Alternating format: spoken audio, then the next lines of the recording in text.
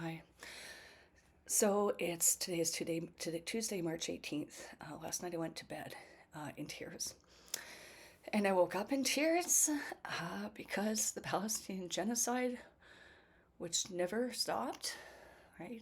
Palestinians in Gaza, haven't had access to water or food for the last, 2 weeks now. With the forced deliberate starvation restarting by Israel, it's always important to name the perpetrator, and it isn't named in Western media usually, so I am naming it. Anyways, full slaughter started again last night. Not even any reason given. Hamas, and I'm not defending them, Hamas wanted to stick to the original agreement that both Hamas and Israel, Netanyahu, had agreed to. And obviously, over the last few weeks, Netanyahu had been looking for a pretext, looking for something to manufacture consent to restart the genocide. Nothing was given, so he just made up an excuse and started bombing away last night. And right now, it's saying over 500 people have been killed, 80 children at least. And what I'd seen online was about 500 injured. Okay. I listened to an emergency doctor there, and they'd run out of ketamine, propofol, analgesia, that's painkillers. And we're doing amputations on children, and yeah. So all I can say is the US is now fully complicit. Biden was fully complicit as well. But there was always talk of maybe there being a ceasefire, Israel going too far, a red line, which never developed. Trump clearly is cruel. Netanyahu is cruel. They will not stop by themselves. Canada right now is complicit because we are supporting and funding this genocide. The Liberal government has been supporting it and funding it and refuses to do a two-way arms embargo. So I urge you, please, to do everything you can to make this stop. And Canada by itself may not be able to stop, although some F-35 parts are necessary for the F-35s that flew last night and bombed people while they were sleeping in tents. People have been fasting because of Ramadan. But they won't stop by themselves.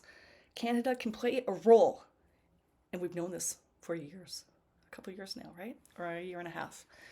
So please, I urge you to get involved.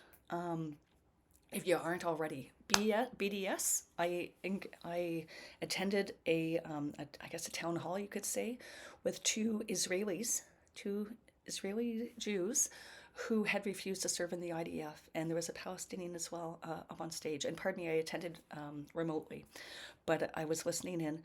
And one of the Israelis who had refused service in the IDF, and both were imprisoned because they refused to serve, and both maintained that they did the right thing ethically and morally, and I fully agree.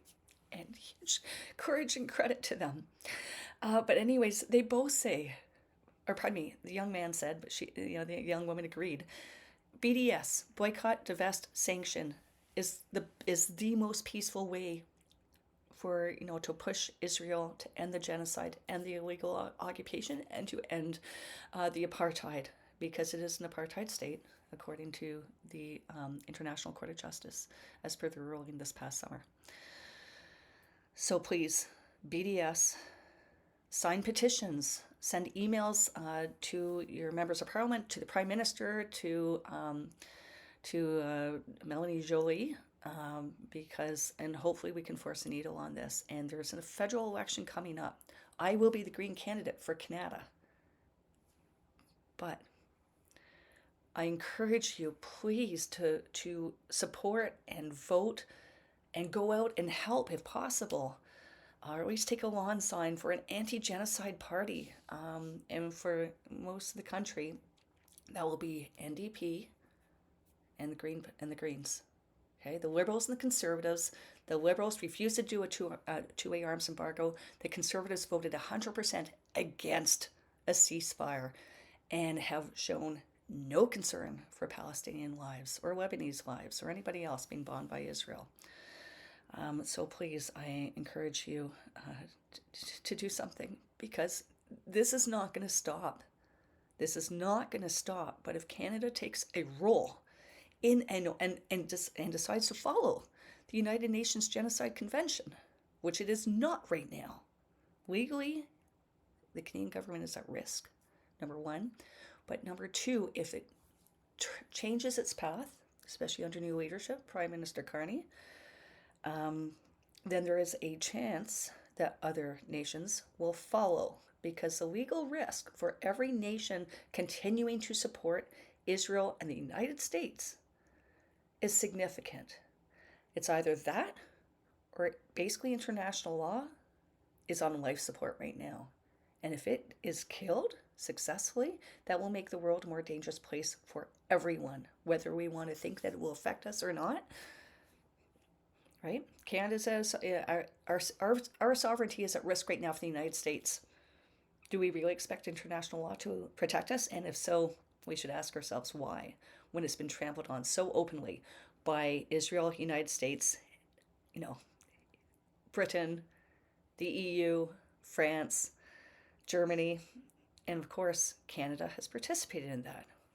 International law should either work for everybody or nobody. So we should not expect any special protection under international law if we cannot summon the will and the morality and the ethics to do the right thing and do whatever part we can play in stopping the genocide in Gaza and the West Bank. That is it. Thank you for listening.